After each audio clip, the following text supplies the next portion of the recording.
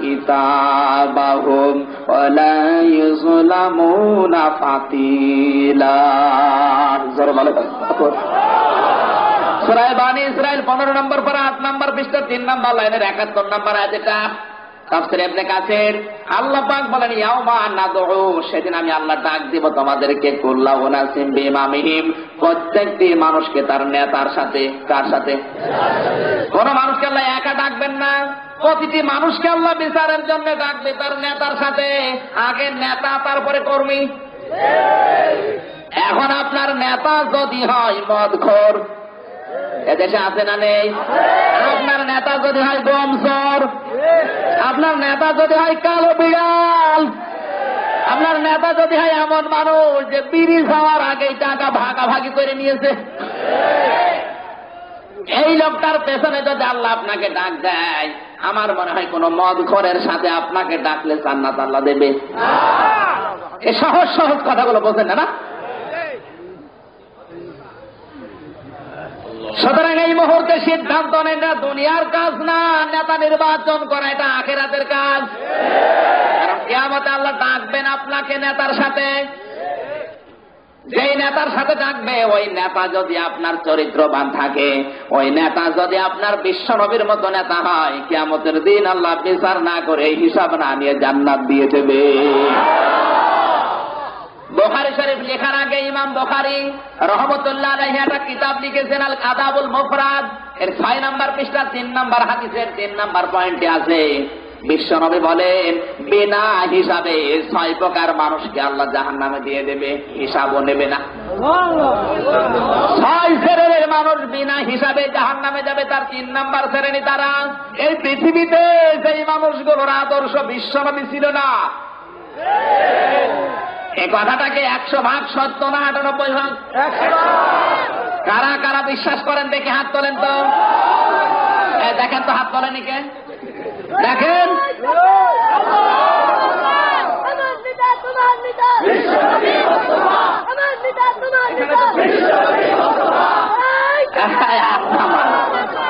হাত তোলা তোলা না, এবার তোলাচ্ছে আপনাদের হাত। হাত যারা তুললেন এবার কান লাগান। নবীর হাদিস আগে না আপনি আগে? হাদিস আগে রাখতে হবে, কারণ মৃত্যুর পরে কিন্তু আপনি আর আপনি নেই। আপনার নামও পাল্টিয়ে যাবে, আপনার লাশ ও নাম হয়ে যাবে লাশ। সুতরাং আপনার অস্তিত্ব এখন বিলিয়ে দেন। এই মুহূর্তে নবীর হাদিস যারা বললেন 100% সত্য, সত্য কথা বলবো। রাগ করবেন না তো? রাগ করলে আমার উপর না করে এই হাদিসটাকে যে বাদ দিয়ে দেন। বুখারী শরীফ লেখার আগে ইমাম বুখারী লিখেছে যেমন তেমন কিতাব না, আর যেমন তেমন মানুষও না। এই হাদিসগুলো লেখার আগে 2 রাকাত করে নামাজ পড়তেন, আগে যায় নামাজে ঘুমিয়ে যেতেন। বিশ্বনবী স্বপ্নে এসে বলতেন বুখারী হাদিসটা লিখো, তারপরে লিখতেন। যেমন তেমন লোক না। এখানে কান লাগান, 100% সত্য যারা বিশ্বাস করলেন, যদিও আমার গায়েও লাগতে পারে, আমি তাও বলবো। কিয়ামতের দিন মুহাম্মদুর রাসূলুল্লাহ সাল্লাল্লাহু আলাইহি সাল্লাম বাদ দিয়ে অন্য কেউ যদি পৃথিবীতে কারো আদর্শ হয়, ওই লোকটা হাসি হোক, গাজী হোক, নামাজি হোক, রোজাদার হোক, যাই হোক না কেন, আল্লাহ বলেন কোন হিসাবও নেবে না, আল্লাহ বিচারও করবে না। বিনা হিসাবে, বিনা বিচারে আল্লাহ তারে বলবে তুই জাহান্নামী। হাদিসটার সত্য প্রমাণ করার জন্য আমি একটা হাদিস বলছি, কান লাগান। নবীজি বলেছেন এই পৃথিবীতে আমি ইন্তেকালের পরে কিয়ামত পর্যন্ত যদি মুসা নবী আসে, হযরত ঈসা নবী আসে, মুসলিম শরীফের হাদিসে 2 জন নবীর নাম আছে। এই 2টা নবী যদি পৃথিবীতে আসে, আর আমার আদর্শ বাদ দিয়ে কোন মানুষ যদি হযরতে মুসা নবীকে গ্রহণ করে, হযরত ঈসার আদর্শ মেনে নেয়, আমি বিশ্ব নবী বলছি আল্লাহ পাক ওই লোকটাকে জাহান্নামে দেবে। কারণ লাকাদ কানা লাকুম ফি রাসূলিল্লাহি উসওয়াতুন হাসানা, উসওয়াতুন হাসানা হিসাবে পৃথিবীতে কাউকে মেনে নেওয়া জায়েজ নেই। উসওয়াতুন হাসানা হিসাবে শুধু মানা যায় বিশ্ব নবী মুহাম্মদুর রাসূলুল্লাহকে। এটাকে বানিয়ে বললাম। সূরা আযাব 21 নম্বর পারা 19 নম্বর পৃষ্ঠা 13 নম্বর লাইনের 21 নম্বর আয়াত। এটা কান লাগিয়ে আপনি মিলিয়ে বাড়িতে যে মিলিয়ে দেখেন, উসওয়াতুন হাসানা কোন পীর না, উসওয়াতুন হাসানা, এই পৃথিবীতে কোন নবী না, উসওয়াতুন হাসানা হচ্ছে বিশ্ব নবী মুহাম্মদ রাসূলুল্লাহ। সুতরাং মুসা নবীর মতো খলিলুল কদর নবী, যেই নবী আল্লাহর সাথে কথা বলতেন, এত বড় পাওয়ার ছিল হযরত মুসা নবীর। আল্লাহকে মাঝে মাঝে প্রশ্ন করে উল্টা পাল্টা করে ফেলতেন। আল্লাহকে ডাকতে বলে, রব্বুল আলামিন তুমি কি ঘুমাও না? বলে না। না ঘুমিয়ে তুমি পারো কিভাবে? তুমি যে বললে না তাখুযুহু সিনাতুন ওয়ালা নাওম, তুমি নাকি ঘুমাও না? আল্লাহ বলেন, হ্যাঁ আমি তো ঘুমাই না। হযরত মুসা বলে, আমি আল্লাহ, হে আল্লাহ আমি তো বুঝি না, তুমি না ঘুমিয়ে পারো কিভাবে? আল্লাহ পাক বলেন, মুসা তুমি কি বিশ্বাস করো? বলে, হ্যাঁ বিশ্বাস করো। আমি নবী মানুষ, না বিশ্বাস করে উপায় আছে? বিশ্বাস যখন করো তোমাকে বোঝাতে আর বেশি দেরি হবে না। এক গ্লাস পানি হাতে নাও। হযরত মুসার হাতে এক গ্লাস পানি দিয়ে মুসাকে বললেন পানি ধরো, আর ঘুমকে বললেন মুসাকে ধরো। হযরত মুসা গভীর রজনীতে পানির গ্লাস ধরে আছে, ঘুম এসে চেপে ধরেছে, গ্লাস গেছে পড়ে টুকরা টুকরা হয়ে গেছে। হযরত মুসা ভয় পেয়ে, আল্লাহ পাক বলেন ভয় পাওয়ার কারণ নেই, এটা আমি একটা দৃষ্টান্তের জন্য তোমাকে দিয়েছিলাম। হে মুসা আমি যদি ঘুমিয়ে যাই পৃথিবীর সব সিগন্যাল উল্টা পাল্টা হয়ে যাবে। এইরকম প্রশ্ন করতেন আল্লাহকে। ডাক দিয়ে একবার বলেছে, রব্বুল আলামিন তুমি যদি মুসা হতে আর আমি যদি তোমার আল্লাহ হতাম, তুমি আমার কাছে কি চাইতে? আল্লাহ পাক বলেন, মুসা তোমার বর্ডার তুমি ক্রস করে এসেছো, কোনদিন তুমি মুসা আল্লাহ হতে পারবে না। আল্লাহ পাক বলেন, কোনদিন তুমি আল্লাহ হতে পারবে না। হযরত মুসা বলে, আল্লাহ আমি তো আল্লাহ হতে চাইনি, তুমি রাগ করো কেন? আমি বলেছি যদি আমি হতাম তাহলে তুমি আমার কাছে কি চাইতে? আল্লাহ পাক বলেন, মুসা তুমি তো কোনদিন পারবে না, তারপরেও তুমি যদি আমার আল্লাহ হতে, আমি যদি তোমার বান্দা মুসা হতাম, আমি তোমার মতো আল্লাহর কাছে দুইটা জিনিস চাইতাম, একটা হচ্ছে হায়াতে তাজ্জিবা আর একটা হচ্ছে সুস্থতা। হযরত মুসা বলে, রব্বুল আলামিন আমি এইটাই তো জানতাম না তোমার কাছে কি চাইতে হয়। দোয়া করি তুমি আমাকে হায়াতে তাজ্জিবা দিয়ে দাও আর আমার শরীরটা তুমি সুস্থ রাখো। আল্লাহ পাক বলেন, মুসা তুমি বড় চালাক। এইরকম পাওয়ারফুল নবী ছিলেন। কোন সময় যদি শরীরে রাগ হতো, চুল খাড়া হয়ে টুপি দিয়ে বেরিয়েছিল। ফেরাউনের বাবুর্চিকে এক থাপ্পড় দিয়ে দুনিয়া থেকে বিদায় করে দিয়েছিল। ওই দিন থেকে ফেরাউন মুসাকে দেখলেই ভয় পেত, না জানি আমারও দেয় কিনা, কারণ অত ছোটবেলা একটা খেয়েছে। কবরে যাওয়ার পরে মৃত্যুবরণ করবে। হযরতে আজরাইল মুসা নবীর কাছে এসে সালাম দেয়নি, এক থাপ্পড় দিয়ে ডান চোখ বের করে ফেলেছে। হযরতে আজরাইল আল্লাহকে বলে, রব্বুল আলামিন এই দেখেন আমার চোখ কিভাবে, গিয়েছিলাম মুসা নবীর কাছে আমার থাপ্পড় দিয়েছে, বিয়াদবি করেছে। বলেন না কিভাবে মানল? আল্লাহ তার দরবারে যাওয়ার সময় সালাম দিতে আমার মনে ছিল না। আল্লাহ পাক বলে, আজরাইল তোমার জীবন বেঁচে আছে এই ভালো, মুসা তো আমারে ছাড়ে না। এত বড় পাওয়ারফুল নবী। আমি যেটা বোঝাতে চাচ্ছি, আল্লাহর সাথে যিনি কথা বলে কালিমুল্লাহ, যার নাম দিয়েছে আল্লাহ, এই নবীর আদর্শ যদি এখন মেনে নিলে জাহান্নামে যাওয়া লাগে, তাহলে বিশ্ব নবীর চাইতে মুসা নবীর চাইতে আপনার বাবার আদর্শ কি বড় হয়ে গেল? আপনার স্বামীর আদর্শ কি বড় হয়ে গেল? এর সাত চাচার আদর্শ কি বড় হয়ে গেল? এরপরও যদি না বোঝেন, এর নাম ভালো লাগবে। সুতরাং কোন দল করেন আমি জানি না, এটা কিন্তু দুনিয়ার বিষয় না, এটা আখিরাতের বিষয়। আমি বারবার এই বিষয়টা বোঝাচ্ছি এই জন্যে, এখন যদি মারা যান এখনই আপনাকে আল্লাহ ডাক দেবে আপনার নেতার সাথে। এমন নেতার সাথে যদি ডাক দেয় যে নেতার কোনো দাড়ি নেই, শুধু মোষ। এই কথা বলে না কেন? মোষ দেখলে মনে হয় বিড়াল। এই নেতার সাথে যদি আপনি মনে হয় বাংলাদেশে কোনো বাবা স্বামী চাচার খাওয়া নেই, এরপরও যদি না বোঝেন এখানে আসেন, আপনাকে বল ধরে কোদাল দিয়ে বোঝাচ্ছি। হাদিস বললাম যারা সাইয়্যিদিনা পড়ছেন, কিসের সাইয়্যিদিনা? এদিকে মিলাদ মাহফিলে মসজিদে বসে ইয়া নবী, এরপরে গরম গরম জিলাপি, হে নবী, আপনি আমাদের সাইকি দেন, আপনি আমাদের নেতা, আপনি আমাদের মাওলানা। মাওলানা মানে আমির হামজা কি? মাওলানা অভিভাবক, গাইডলাইন যিনি দেন, পথ প্রদর্শন যিনি করান, তিনি মাওলানা। বিশ্বনবী এই পৃথিবীতে আমাদের মাওলানা, কারণ তিনি আমাদের পথ দেখিয়েছেন। কথা বলছেন না কেন? তিনি আমাদের গাইডলাইন দিয়েছেন যে এইভাবে চলো, জান্নাত পাওয়া যাবে, বাশিরা ওয়া নাযিরা।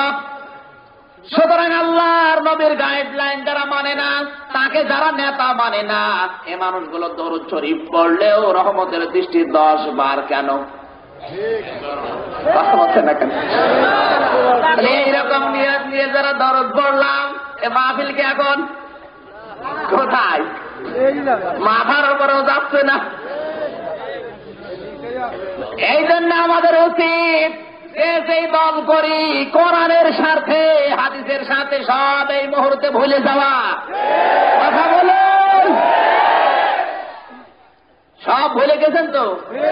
গেছেন।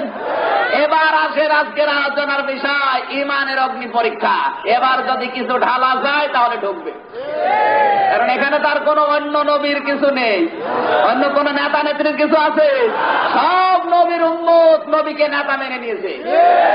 এই দেখে বিশ্ব নবী ছাড়া অন্য কাউকে মানবেন না, কার হাত তোলেন? লিল্লাহি তাকবীর। আমার নেতা তোমার নেতা, আমার নেতা তোমার নেতা, বিশ্বনবী মুস্তাফা। লিল্লাহি তাকবীর। এই হাত নামারে বান।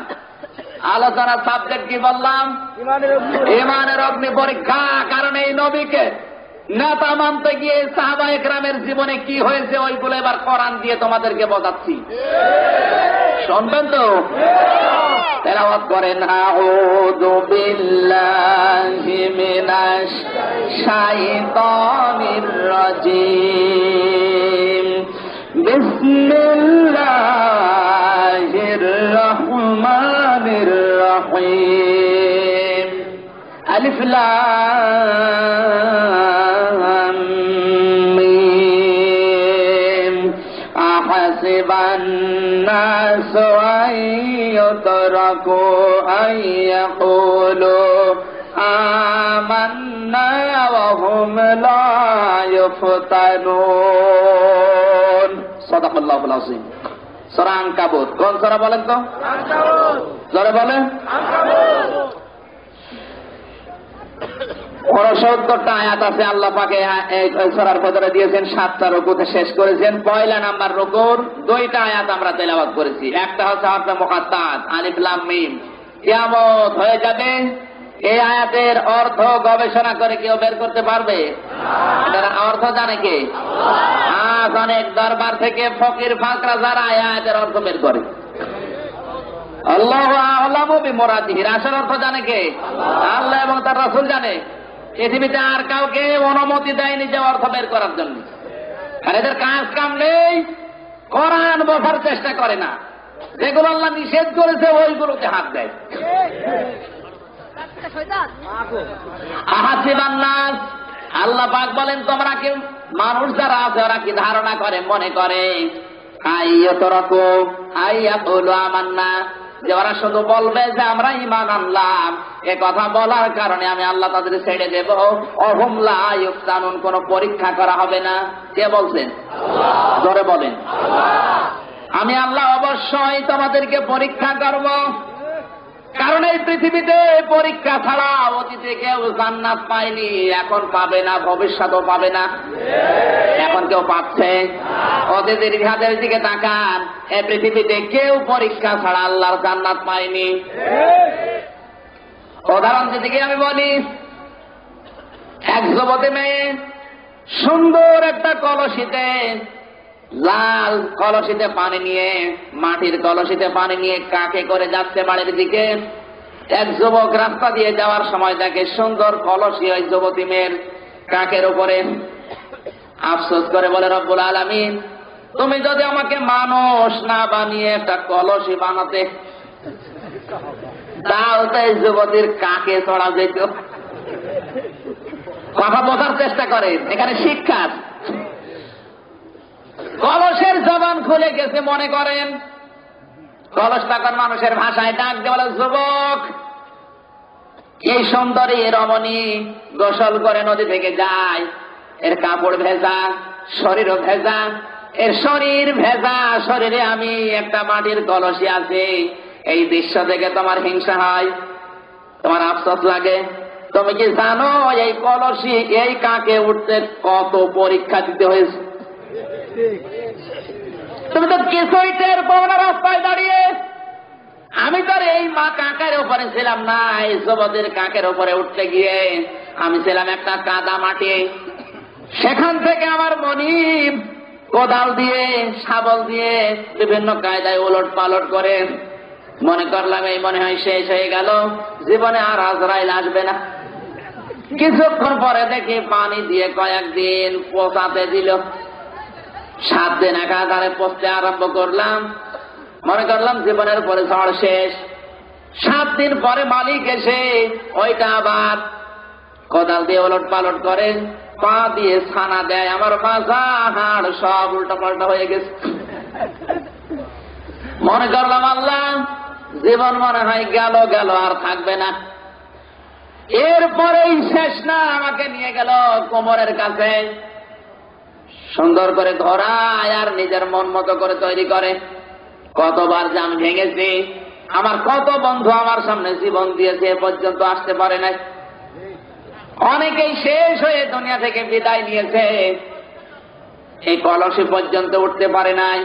আমি একবার 2বার না, কয়েকবার ভাঙ্গার পরে এ পর্যন্ত তৈরি হয়েছে।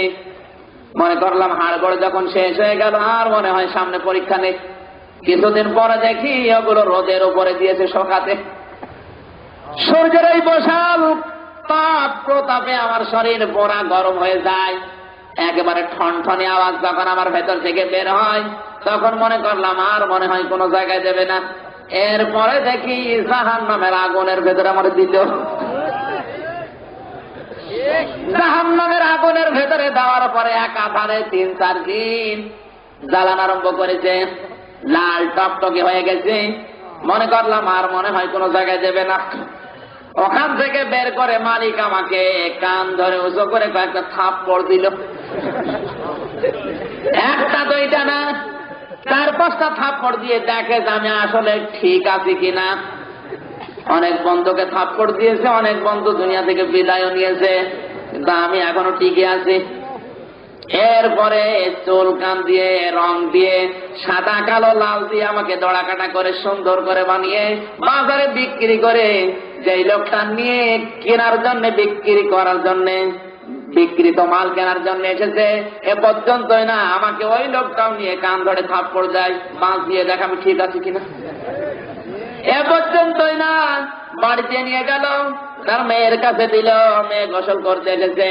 এরপরে আমি এই যুবতী মেয়ের কোলের উপরে, তুমি রাস্তায় দাঁড়িয়ে আন্দাজে ধারণা করো যে কোলে ওঠা খুব সহজ।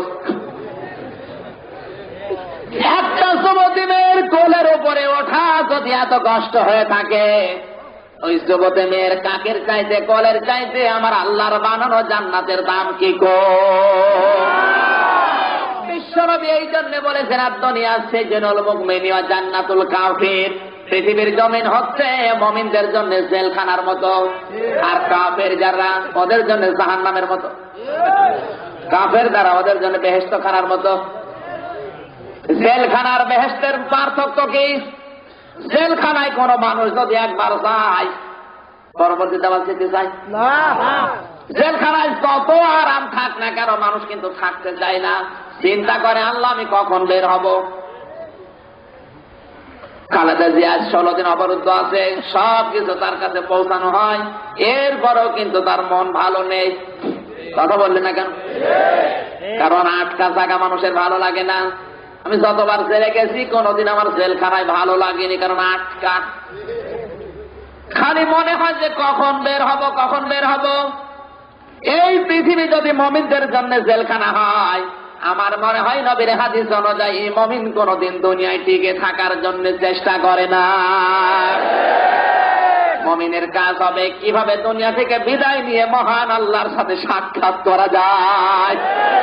এই জন্য এত জেল জরিমানা অত্যাচার নির্যাতন, 6 বছর ঘরে মাথা দিতে পারে না। অনেক যুবক বাংলাদেশে আছে 6 বছর স্ত্রীর কাছেও থাকতে পারে নাই। আমি মানিয়ে বললাম, ফরিদপুরে হয়তো নেই। এদেশের অবস্থা এত কঠিন হয়ে দাঁড়িয়েছে, এরপরেও মানুষ ইমানটা রক্ষা করার জন্য আজও কোন অনেক ইমানদার আছে মাথা নত করে না। ওরা জানে যে জীবন যাবে, রক্ত যাবে, জীবনটা যাওয়ার পরে আমার মহান আল্লাহর সাথে সাক্ষাৎ হবে।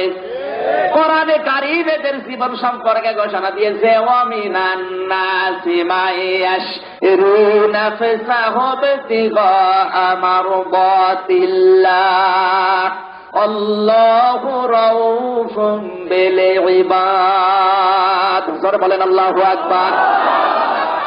এই কথা বোঝার চেষ্টা করেন। বাংলাদেশের পরিবেশ, বাংলাদেশের পরিস্থিতি কিন্তু সাহাবায়ে কেরামের জীবনের মতো তৈরি হয়ে গেছে। এখন যদি আমরা ওই ত্যাগ তিতিক্ষা কোরবানি দিতে পারি, ইমানের এই অগ্নি পরীক্ষায় টিকে থাকতে পারি, হযরতে খাব্বাবের মতো আল্লাহ জান্নাত দিয়ে দেবে। অনেক মানুষ এমন আছে, সূরা বাকারা 2 নম্বর পারা 11 নম্বর পৃষ্ঠা 4 নম্বর লাইনে 207 নম্বর আয়াত, এটা আল্লাহ পাক বলেন অনেক মানুষ এমন আছে, এই মানুষগুলো শুধু আল্লাহর মহব্বতে, আল্লাহর ভালোবাসায় উদ্বুদ্ধ হয়ে নিজের জীবন পর্যন্ত দিয়ে দেয়। এই মানুষগুলোর উপরে আমার আল্লাহ অতি দয়ালু। সরে বলেন সুবহানাল্লাহ।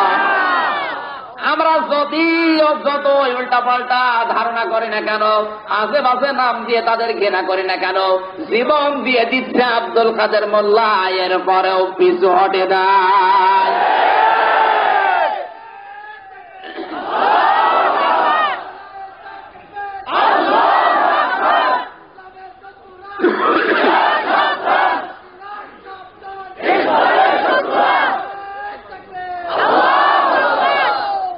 আমার ভাইরা লাগান কান, কথা বোঝাচ্ছিলাম। আল্লাহ রাব্বুল আলামিন কাফেরদের জন্য পৃথিবীর জমিনটা দিয়েছেন বেহেশত খানা। কি খানা? কারীম বলেছে, খালিদিনা ফিহা লা ইয়াবগুনা আনহা হিওয়ালা।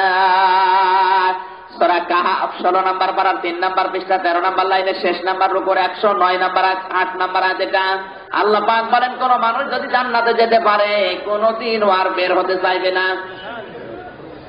দুনিয়া যদি বেহেশতের মতো হয় কাফেরদের জন্য, এই জন্য দেখা যায় বাংলাদেশে যারা কাফের ওরা বাংলাদেশ ছাড়তে চায় না, দুনিয়া ওরা ছাড়তে যাবে না। টার্গেট দিয়েছে 50 সাল। ওদেরকে যদি বলা হয় আওয়াদু আহাদুহুম লাউ ইউআম্মারু আলফা সানা, 1000 বছর তোমাদের হায়াত বাড়িয়ে দেওয়া হবে, ওরা 2 হাত তুলে বলবে আলহামদুলিল্লাহ।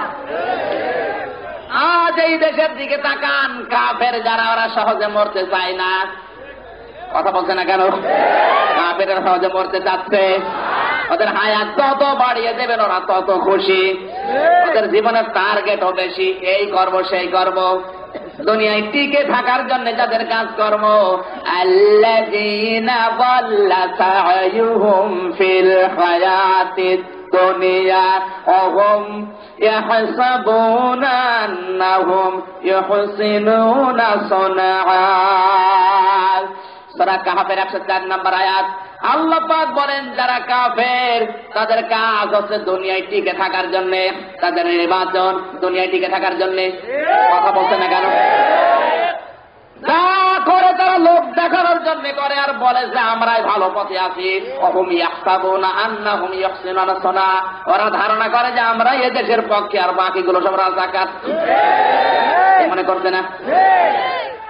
মনে করছে আমরা এই দেশের স্বাধীনতা অর্জন করেছি, আমরা এই দেশের পক্ষে, আর বাকিগুলো সব স্বাধীনতার দুশমন। এই জন্য 8 বছরের ছেলেকে ওরা রাজাকার বানিয়ে ফাঁসি দিয়ে দিচ্ছে। চেতনায় রাজাকার। আর ওনার 5 বছরের ছেলে চেতনায় মুক্তিযুদ্ধ। কথা বলছে, শয়তানি আর রাজব কোথায়? ওদের কাজ যা দুনিয়া সব টিকে থাকার জন্যই করবে। কিভাবে পৃথিবীতে টিকে থাকা যায় যা করবে মানুষ দেখানোর জন্য করে দেয়। নির্বাচন একটা দিয়েছে, লোক দেখানোর জন্য দিয়েছে। কথা বলছে না কেন? নির্বাচন বলা যায় মানুষ দেখানোর জন্য একটা দিয়েছে, হয় হোক না হয় না। না ভোটে 153 জন তো হয়েছে, মানুষ তো দেখেছে নাকি? ধরে বলেন সুবহানাল্লাহ। মানুষের এই গণতান্ত্রিক অধিকার যারা নষ্ট করেছে, মানুষের এই ভোটের অধিকার যারা বন্ধ করে দিয়েছে, কোরআনের ভাষায় আমরুহুম শুরা বাইনাহুম আয়াত অনুযায়ী ওরা হচ্ছে জালেম। কথা বলেন না কেন? মানুষের অধিকার যারা নষ্ট করে দেয়, মানুষের হক যারা মেরে খায়, ওরা হচ্ছে জালেম। সুতরাং বাংলাদেশে যে নির্বাচন হয়েছে, এই নির্বাচন অনুযায়ী আমার মনে হয় এই আয়াত প্রমাণ করে দেশে এখন জালেম, কোনো সন্দেহ নেই। যদি আপনি প্রমাণ নিতে চান, সূরা নাহলের কাছে যান, সূরা নামল 19 নম্বর পারা 18 নম্বর পৃষ্ঠা 9 নম্বর লাইনে 34 নম্বর আয়াতকে জিজ্ঞাসা করেন, এই বাংলাদেশে এখন আলেম ক্ষমতায় আছে না জালেম? কোরআন বলেছে قالت إن الملوك إذا دخلوا قرية أفسدوها وجعلوا أعزة أهلها أذلة وكذلك يفعلون। আল্লাহ পাক বলেন, কোন জালেম যদি ক্ষমতায় বসে, এক নাম্বারে নির্বাচনের সময় যে ওয়াদাগুলি তারা জনগণকে দেয়, সব নির্বাচনের ওয়াদা ভঙ্গ করে। 10 টাকা কেজি চাল হয়ে যায়, কথা বলতে হবে। ঘরে ঘরে চাকরি হয়ে যায়, বিনা পয়সায় সার আমরা পেয়েছি। দুর্নীতি মুক্ত বাংলাদেশ হয়েছে, আরো দুর্নীতি যুক্ত হচ্ছে। যার এই দায়িত্ব দেয়, সেখান থেকে কালো বিড়াল বের হয়ে আসে। বিশ্বাস করবো কারে? মনে করলাম এইটাই মনে হয় ভালো, ইমান যখন নেই ভালো হবে, ওরে আলো টাটকা শয়তান।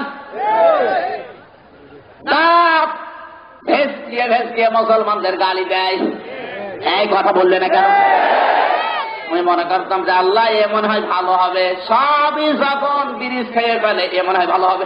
ও আল্লাহ, দেখি ওর ভেতরে কালো বিড়াল বেশি।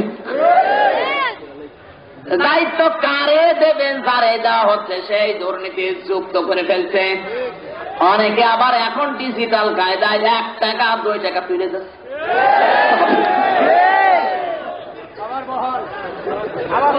4,500 কোটি টাকা, তার কাছে টাকা মনে হয় না, 1 টাকা 2 টাকা টাকা মনে হয়। 1 টাকা 2 টাকা যদি উঠে যায়, আমরা ভ্যান ভাড়া দেবো কি দিয়ে? এই না বোঝা ভান করে আছেন কারা? হাত করুন। আমার ভাইরা কান লাগান, যে কথাটা বলছিলাম, নির্বাচনের সময় যতগুলো ওয়াদা তারা দেবে, জালেম যারা হবে তারা সব ভঙ্গ করবে। 2 নম্বরে ওই দেশে ইজ্জত আহলিহা জিল্লাহ, সম্মানিত মানুষদেরকে তারা অসম্মান করবে, অপদস্থ করবে, আর উল্টা পাল্টা কেস কাম দিয়ে তারা ছেলে নিয়ে যাবে। এই আয়াতটার সাথে বাংলাদেশ মিলান তো হচ্ছে না? হচ্ছে না। অনেকে আছে এলাকায় সভাপতি হয়ে আছে, সেক্রেটারি, চিন্তা করে কোন কাজ যখন নেই, এলাকায় যারা নামাজ রোজা করে ওদের নামে কেস দিয়ে ধরিয়ে দিচ্ছে। আমাদের ক্ষমতা আছে, মানুষ দেখবে। আল্লাহওয়ালা মানুষ নামাজ পড়ে কিছু বোঝে না, আন্দাজে বলে রাজাকার ছিল, এর বাবা ছিল রাজাকারের, ধরো। এই দেশে আছে না নেই? যদি নাই থাকবে তা আমার নামে দিয়েছে কেন? বাচ্চা রাজাকার বলেন। আমার বাবারও জন্মের সময় হয়নি। আমার জন্ম তারিখ 92 সাল, 28/10/92 সালে আমার জন্ম। আমার বাবার বয়স খুব বেশি হলো 42 বছর, যুদ্ধ হয়েছে 43 বছর। এক কথা বলছে না কেন? এই যদি হয় দেশের অবস্থা, আমার মনে হয় ইজ্জত আহলিহা জিল্লাহ বাংলাদেশে 100 ভাগ মিলে গেছে। সম্মানিত মানুষ যারা সম্মান নেই, কথা বললেন না কেন? এদেশে যারা সম্মান পাওয়ার যোগ্য তাদের সম্মান আছে, যারা অসম্মানের পাত্র তাদের আজ মানুষ দেখলে সম্মান করে। পৃথিবীর নিয়ম হবে, ছাত্র যদি শিক্ষককে দেখে তাহলে আদব দেখাবে, সালাম দেবে, কথা বললেন না কেন? কিন্তু বাংলাদেশের নিয়ম দেখেন, অনেক ছাত্রকে শিক্ষক সালাম দিয়েছে, বাবা তুমি কেমন আছো? বিশ্ববিদ্যালয় দেখি, স্কুল কলেজ বিশ্ববিদ্যালয়ের দিকে তাকান, ছাত্রকে দেখে শিক্ষক বলে বাবা তুমি ভালো আছো তো? ভয়ে। এই জন্য আশরাফ আলী থানভী লিখেছেন, যেই দেশে ছাত্র শিক্ষকের দাম সমান হয়ে যায়, যেই দেশে আলেমের দাম আর জালেমের দাম সমান হয়ে যায়, যেই দেশে নারী আর পুরুষের দাম সমান, ওই দেশে ইনসাফ বলতে কিছু থাকে না, থাকে সব অবিচার। এক মরিদ নিয়ে পীর সাহেব যাচ্ছে দেশে দেশে, এমন এক দেশে পৌঁছেছে যে দেশে তেলের দাম আর ঘির দাম সমান সমান। উনি লিখেছে কিতাবে, মরিদ ডাক দিয়ে বলে, হুজুর ঘির দাম যেহেতু সস্তা, ঘি খেয়ে মোটা হয়ে যাব। পীর সাহেব বলে, দেখো ভুল করো না। মরিদ বলছে, হুজুর আপনার কথা মানি না, কারণ ঘি যেহেতু সস্তা আমি মোটা হব। মনের মতো ঘি খাচ্ছে, কিছুদিনের পরে ভুড়ির ছায়ে জোতা, ঘাড়ের ছায়ে জোতা। আল্লাহর কি সারা ওই দেশে 2 চোর চুরি করতে গিয়ে এক বাড়ির প্রাচীর ছিল দুর্বল, এক চোর প্রাচীরের নিচে পড়ে গেছে মারা, আর এক চোর মামলা দিয়েছে হাইকোর্টে, এই বাড়িওয়ালা দুর্বল করে প্রাচীর বানিয়েছে, এই জন্য আমার চোরা বন্ধু মারা গেছে, আমি বিচার চাই। বিচারক ডাক দিয়ে বলে, বাড়িওয়ালাকে ধরে নিয়ে আসো। বাড়িওয়ালা বলে, স্যার আমার তো দোষ না, আমি তো মশলা ঠিকই দিয়েছি, দোষ হচ্ছে রাজমিস্ত্রি। ও কেন দুর্বল করে বানিয়েছে? বলে, তোরে খালাস করে দিলাম, নিয়ে আয়। রাজমিস্ত্রি বলে, স্যার দোষ আমার না, দোষ হচ্ছে জোগাইলের, ও পানি বেশি দিয়েছে। জোগাইলে বলে, দোষ আমার না, দোষ আছে ওই হাতিওয়ালার, আমি যখন মশলা তৈরি করি হাতি দৌড় দিয়ে বালতিতে লাথি দিয়ে পানি ফেলে দিয়েছে, তোরে মাফ করে দিলাম, নিয়ে আয়। হাতিওয়ালা বলে, দোষ আমার না, দোষ ওই মহিলার, ও স্বর্ণের অলঙ্কার পরে যাচ্ছিল, আমার হাতি ভয় পেয়ে দৌড় দিয়েছে। ঠিক আছে, তোরে মাফ করে দিলাম, কোথায় সেই মহিলা? মহিলা বলে, দোষ আমার না, দোষ আছে স্বর্ণকারের, ওই স্বর্ণকার বেশি ঝনঝনে আওয়াজ দিয়েছে। কোথায়? স্বর্ণকার যখন এসেছে তাকিয়ে দেখে একেবারে হ্যাংলা, শরীর একেবারে চিকন। ফাঁসির জন্য দড়ি নিয়ে আসা হলো, তোর ফাঁসি হবে, কারণ তুই বেশি দিয়েছিস ঝনঝনে আওয়াজ, এর জন্য তোরা মারা গেছে। দড়ি নিয়ে আসা হলো বিদেশ থেকে, দড়ি ওর গলায় যায়, দড়ি বেরিয়ে যায়, গলার সাথে দড়ির মিল নেই। জল্লাদ ডাক দিয়ে বলে, স্যার আপনার রায় তো কার্যকর হয় না। বলে, কেন? এ দড়ির সাথে গলার মিল নেই। জজ বলে, না আমি রায় দিয়েছি, কার্যকর হতে হবে। এরকম মোটা গলা পাওয়া যায় কোথা ধরে নিয়ে? সারা দেশ খোঁজার পরে দেখা গেল ওই সেই মরিদ ঘি খেয়ে মোটা হয়েছে। ওরে ধরে নিয়ে আসার পরে বলে, তোর ফাঁসি হবে। বলে, আমার অপরাধ, তোর ঘাড় মোটা। ফাঁসির দড়ি গলায় দেবে, তাকে দড়ির সাথে গলার একেবারে মিল। ফাঁসি দেওয়ার সময় বলে, তোর জীবনের শেষ কথা কি? বলে, শেষ কথা আমার পীর সাহেব কোথায় আমি দেখবো। নিয়ে পীর সাহেব কোথায় আছে? পীর সাহেব যখন এসেছে বলে, হুজুর এই দেখেন আমার অবস্থা, কোনো দোষ করিনি, এরপরেও 1 লক্ষ মা বোনের ইজ্জত হরণের দায়িত্ব দিয়েছে আমার। 1 লক্ষ মা বোনের ইজ্জত হরণের কেস যদি আমার নামে থাকে, প্রতিদিন আমি 313টা করে ধর্ষণ করিস।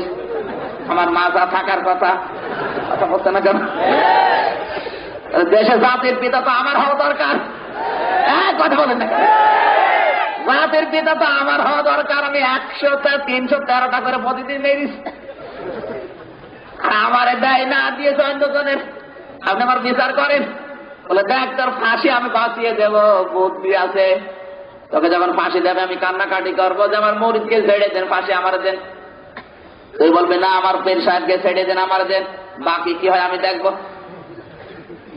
ফাঁসি যখন দেবে পীর সাহেব বলেন, না আমার মরিদকে বাঁচিয়ে দেন, আমারে ফাঁসি দেন। মরিদ বলে, না আমার পীর সাহেব বেঁচে থাকে, আমারে দেন। জল্লাদ চিন্তা করেন আমি দেব কারে? জজের কাছে বিচার গেল, জজ বলেন ভেতর রহস্য আছে, দাঁড়া বাদশার কাছে যাই। বাদশা বলে, দাঁড়া আমি আগে জিজ্ঞাসা করি। বলে, হুজুর আপনি কেন মরতে চান? আপনার তো দোষ নেই, দোষ আপনার মরিদের, ওর গলা মোটা, ও 50 বছর কোরআনের তাফসীর করেছে, এইটাই দোষ। ডাক দিয়ে বলে, আমি কেন এই দড়ি গলায় নিতে চাই বলবো না। বলে, হুজুর বলতে হবে আপনাকে। হুজুর ডাক দিয়ে বলে, বাদশাহ নামদার আমি চোখ বন্ধ করে দেখলাম, এই দড়ি যে গলায় নেবে মরার সঙ্গে সঙ্গে সে জান্নাত পেয়ে যাবে। বাদশাহ ডাক দিয়ে বলছে, কত আকাম করলাম জীবনে, জসিমের মতো মানুষকে রাজপথে হত্যা করার পরে ড্যান্স দিলাম, গুনাহ মাফ হবে কিনা জানি না। যত আকাম জীবনে করেছি মাপ পাওয়ার সম্ভাবনা নেই। এই দড়ি গলায় নিয়ে যদি মরার পরে জান্নাত পাওয়া যায়, ফাঁসি কারো দেওয়ার দরকার নেই, আমারে দে। ফাঁসি হবে কার, হচ্ছে কার। তেলের দাম ঘির দাম সমান, যে দেশে নারী পুরুষের দাম সমান, ফাঁসি যারা দিতে চায় ওর হবে না, ফাঁসি হবে কিন্তু ওই রকম একজনের। আরো নিচে নামা লাগবে। আমার ভাইরা এই জন্য কান লাগাতে হবে। আল্লাহ রাব্বুল আলামিন বলেন জালেম ক্ষমতায় গেলে 2 নম্বরের কর্মসূচি হবে সম্মানিত মানুষদের ধরবে আর জেলখানায় নিয়ে যাবে, অপদস্থ করবে। বাংলাদেশের সম্মানিত যারা, যাদেরকে আল্লাহর ফেরেশতারা সম্মান দেয়, এদের আজ রাজাকার বানিয়েছে, এদেরকে বানিয়েছে জঙ্গিবাদ। এদের কাছে বোমা তালাশ করে। এই কথা বলছে না কেন? শয়তান ডক্টর আসগর আলী ঢাকা বিশ্ববিদ্যালয়ের অধ্যাপক ঘোষণা দিয়েছিল, এই মরহুম ডক্টর আসগর আলী শয়তান, যে মাদ্রাসাগুলো বাংলাদেশে বন্ধ করে দাও। সাংবাদিকরা জিজ্ঞাসা করে কেন বন্ধ হবে মাদ্রাসা? এরা তো আল্লাহর নবী, বিশ্ব নবী মোহাম্মদ রাসূলুল্লাহর অনুসারী। এই ডক্টর শয়তান আসগর আলী বলেছে, এই ছাত্রগুলো মাদ্রাসায় যারা লেখাপড়া করে সেই নবীর অনুসারী, ওই নবী মোহাম্মদ ছিল বড় সন্ত্রাসী। তার বিচার বাংলাদেশে হয়নি যে নবীকে সন্ত্রাসী বলে গালি দিয়েছে। এই দেশে বিচার হয় এই দেশে যদি কেউ শেখ মুজিবকে গালি দেয়।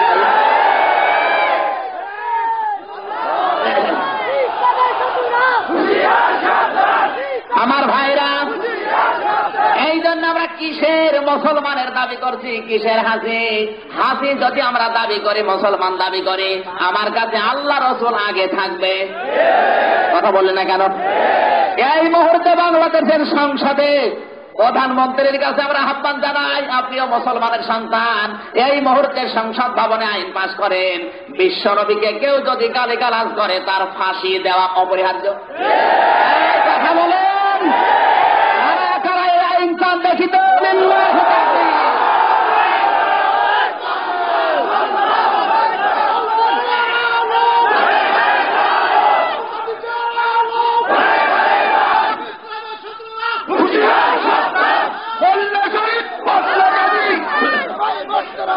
আমরা সবাই মরতে রাজি,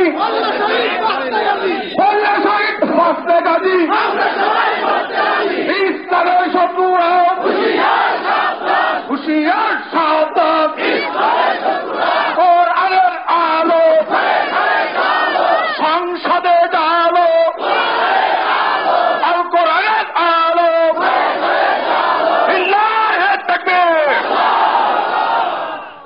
আমার মনের যাতে কবুল করে নেবে। নিঃস্বার্থ ভাবে আমরা দিয়েছি, কোন স্বার্থ আছে আমাদের? পরে বলুন, বঙ্গবন্ধুকে গালি দিয়ে যদি তার ফাঁসি হয়, বিশ্ব নবীকে গালি দিয়ে তার ফাঁসি দেওয়া লাগবে। কারণ এই পৃথিবীর সব নেতার চাইতে আমাদের নেতা মোহাম্মদ রাসূলুল্লাহ সবার উপরে। কথা বলেন। আর একে ফাঁসি দিয়ে গালি দেওয়ার পরে আজও পর্যন্ত জেলখানায় জীবিত আছে, কোলাঙ্গারের ফাঁসি হয় না। আপনি এই দেশের কোন নেতা নেত্রীকে গিয়ে গালি দিয়ে দেখেন তো আপনার কি হয়। আমাদের এই মুহূর্তে সিদ্ধান্ত নেওয়া দরকার, পৃথিবীতে জালেম যারা আসবে, যুগে যুগে তারা সম্মানিত মানুষদের অসম্মান করেছে, কিয়ামত পর্যন্ত তারা করবে। 3 নম্বরে আল্লাহ পাক বলেন, রব্বুল আলামিন বলেন, 3 নম্বরে জালেমদের কাজ হবে এই পৃথিবীর ময়দানে সব জায়গায় তারা বিশৃঙ্খলা তৈরি করবে। আমরা যে উচ্ছৃঙ্খল না, পৃথিবী প্রমাণ পেয়েছে, হয়নি? কোরআনের উপর আমাদের বিশ্বাস আছে অগাধ, কারণ কোরআন বলেছে আল্লাযীনা ইউকিমুনাস সালাতা ওয়া ইউতুনাজ যাকাতা ওয়া হুম রাকিউন, সূরা মায়েদা 55 নম্বর আয়াত। আল্লাহ পাক বলেন যারা ঈমানদার ওদের 2টা গুণ থাকবে আর একটা বৈশিষ্ট্য থাকবে। 1 নাম্বার ওরা নামাজ কায়েমের আন্দোলন করবে, 2 নম্বরে যাকাত ভিত্তিক অর্থনীতি কায়েম করবে, কিন্তু তারা হবে নম্র, ভদ্র, শৃঙ্খলাবদ্ধ। বাংলাদেশে আজ আমরা শৃঙ্খলাবদ্ধ, এই জন্যে কাফেরদের কিছু বলি না। আমার মনে হয় যা অত্যাচার হয়, যত নির্যাতন হয়, 14 টুকরো করলেও গাছ হাল মেটে না। আপনি তো কিছু টের পাচ্ছেন না। যা হয় এই দেশে, ওদেরকে যদি টুকরা টুকরা করা হয়, তারপরেও এই কাফেরদের মেরে ফেললেও গার হাল মেটবে না। কিন্তু যেহেতু আমরা আল্লাহর কোরআন বিশ্বাস করে আছি, অহম রাকিউন, আমরা নম্র, ভদ্র, উশৃঙ্খল না, এই জন্য এখনো দেশ ঠান্ডা আছে। এ কথা মনে করার কোনো কারণ নেই যে যত কিছু করছে কিছুই তো হচ্ছে না, আরো বেশি চালায়। মুসলমানদেরকে রাগা চিন্তা করেনি যে বের হবে কিনা, ওপর দেওয়ার পরে ভেতর যার বের হয় না, আটকে গেছে। একদিন 2 দিন 3 দিন আমার বানরের পায়খানা বন্ধ, বানর মারা যাবে চিল্লা পাল্লা করে, বের তো হয় না। বহু চেষ্টা করে শেষ পর্যন্ত হাসপাতালে নিয়ে পেছনে ছিঁড়ে তারপরে আম বের করি।